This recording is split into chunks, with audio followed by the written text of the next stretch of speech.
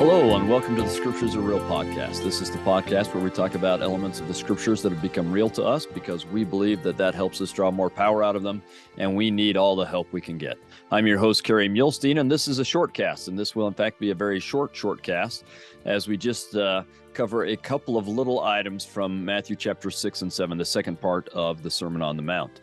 And I'll just say to begin with, I don't know why I meant to release the podcast episode we had last week with Roger Hoffman and Consider the Lilies of the Fields. I meant to do that this week. I was just so excited about it. I accidentally did it a week early as a kind of brain cramp. Sorry about that, but it was still, hopefully you enjoyed it, just on the wrong week, but it was such a fantastic interview. Just beautiful things that he was able to tell us, and what a beautiful song. I've been listening to people tell stories this week about miracles in their lives from that song, and it's wonderful.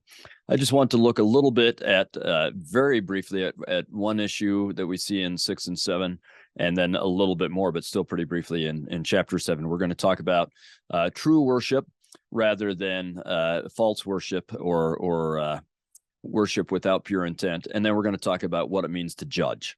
So one of the themes that we developed when we did the first part of the Sermon on the Mount with Matthew chapter 5 and the Beatitudes with Jan Martin, we started to talk about this sermon focusing on this being a gospel of becoming. This really is our gospel, as President Oaks has said, is a gospel of becoming. It's all about us becoming more like Christ. And so we're going to see that here in the Sermon on the Mount. If we were to go back to Jeremiah chapter 32, when Jeremiah talks about Christ establishing a new covenant, he talks about it being a covenant that will be written in our heart, or about the commandments that being written in our heart, and so on. And that's really what this is about. It's not about the actions, and that's what the law of Moses was always about. Any pronouncement of the gospel has always been about that, just sometimes people lost sight of that. So the Savior made it all the more clear that this is really about what you are becoming. And so it matters, your intents matter as to what, going through the same actions, what you will become based off of the intent as you go through those actions. So if you are trying to make people think that you're wonderful, if that's your intent, and you give alms or you take care of the poor, or you pray, or you fast, and you're doing it so that people will think you're wonderful, that's why he says you'll have your reward. So people will think you're wonderful. You won't actually be wonderful.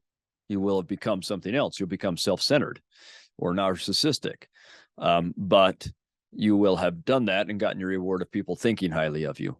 But if you're doing it because you love God and you love others, then you become more godly. And that's really what this is about. So look for that theme throughout everything in the Sermon on the Mount. It's the idea behind everything that the Lord gives them and every way that he explains things as he goes through. I just want to spend a few minutes on the beginning of chapter 7. Famously, it says, "Judge not that ye be not judged." And people typically take that to say you can't think or try and say anything about why people do something, or if they're good or bad, or something along those lines. And of course, there is an element that we should keep in mind with that. Until you really know what's going on with someone, you can't understand their why they're doing what they're doing, or what they're doing, and so on. I think that it was Elder Oaks who once said that in a great talk that was called something like Judging and Final Judgment, or something like that. And he said that to be the final judge, like God is, there's only one requirement, and that's to be omniscient, right? Once you actually know everything, then maybe you can do that kind of judging. And we should note that Joseph Smith says, he gives this in a Joseph Smith translation, judge not unrighteously. So we're going to come back to that. But I want us to look at the phrase judge differently. If you've been with this podcast over last year, as we talked about the Old Testament, you will remember that I have tried to explain how the phrase judge was used. So when it's a person, it's a leader, not a judicial judge. But the idea of judgment or judging is a much larger concept than we usually think of. When we hear it, we think of judicial things or coming out and thinking poorly of someone or something along those lines. We think of punishment and scales and balances and so on. Scales and balances may not be a bad way of looking at this, but not in the way we usually do, because the phrase or the term to judge really means to make things right. It's similar to the component or the idea that we get, say, in Egypt, ma'at, making everything in the correct order, correct cosmic order, social order, physical order, judicial order, whatever, societal order.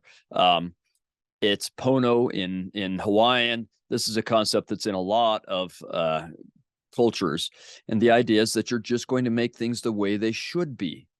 And so we want things to be, I've talked sometimes about making things, the ultimate final judgment will be making things celestial. But right now we're trying to get things to be almost like paradisaical, or we want it to be even better than paradisaical, but we want to get things to that point where everyone is okay and everything is okay. And so there are times where that will entail a kind of punishment, and that's usually because someone has done something to someone else, and the only way to right it, so someone is oppressing someone else, and God asks them to quit oppressing, they don't, so God has to come out and remove the oppressor, and that will take a form of punishment, right? But the focus is on making things right. So often judgment will be humbling someone who is not turning to God. And so God will humble them so they will turn to him, because when they have turned to him, then things are the way they should be. That's making things right. The way that it's used most often in the Old Testament is in terms of taking care of those who can't take care of themselves. The widow, the orphan, the poor, the foreigner who doesn't have any land and some rights and so on. You're supposed to, for people who it's just not right, things aren't right, that they can't take care of themselves and they don't have what they need, you're supposed to take care of them. So most often that takes the form of making sure they have food, making sure they have clothing, making sure they have a place to live. It can take the form of visiting those who are in prison or visiting the sick and mourning with those who mourn. Those are all forms of making things right. There is a form of, okay, you come to a leader and you say, this person took this from me, and it's judged that was wrong, and it gets given back to you. So it's really making things right. And one of the biggest complaints in the Old Testament from the prophets is that the leaders are not judging righteously, meaning that they're not taking care of the poor the way they should. Rather, they're using the resources that they've been given to take care of the poor to instead enrich or aggrandize themselves. And that's an unrighteous judgment, to take advantage of the poor, to not help them, to not use your resources to help them, to not use other people's resources to help them, and to sometimes we even find them taking advantage of them in various ways by making them work but not paying them, and so on and so on. That's an unrighteous judgment.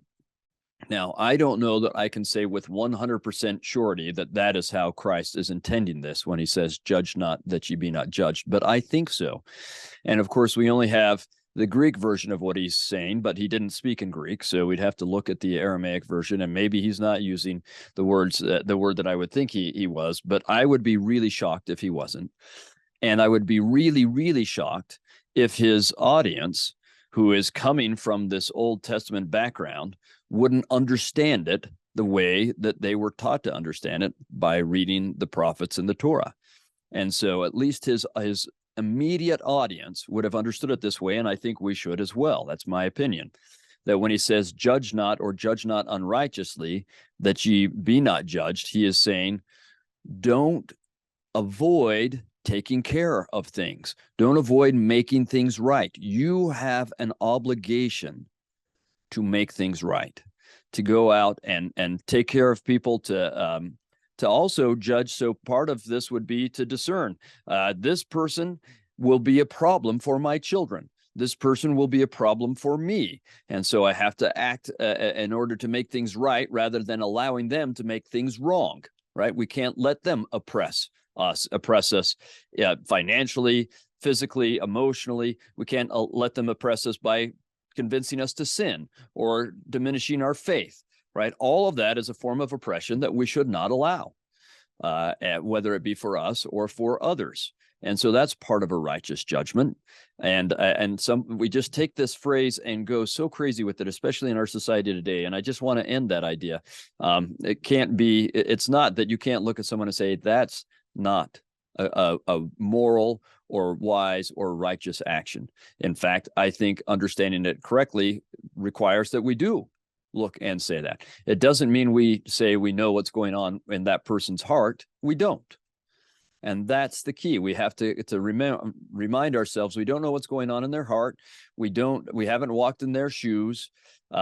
We are going to love them no matter what, but we have to make things right. And so part of that would actually be recognizing what you're doing is not good for you. I not only want to help people who can't take care of themselves physically, so they aren't able to clothe themselves, they're not able to feed themselves and so on, but I want to do that with people who are spiritually not feeding themselves or taking care of themselves. I think that's part of a righteous judgment. And so we want to do these things the right way, so that we will then have God do it for us. If we are judged, meaning when we judge, if we do it as in we're trying to help people and make things right, then God will make things right for us. That's something I think we all want. And that's something I hope we can achieve. It will be given to us by God, but hopefully we are anxiously engaged in trying to make things right for everyone around us, acting out of charity, a love for God and for all mankind. And that will inevitably make us become what we need to become and help us to judge a righteous judgment.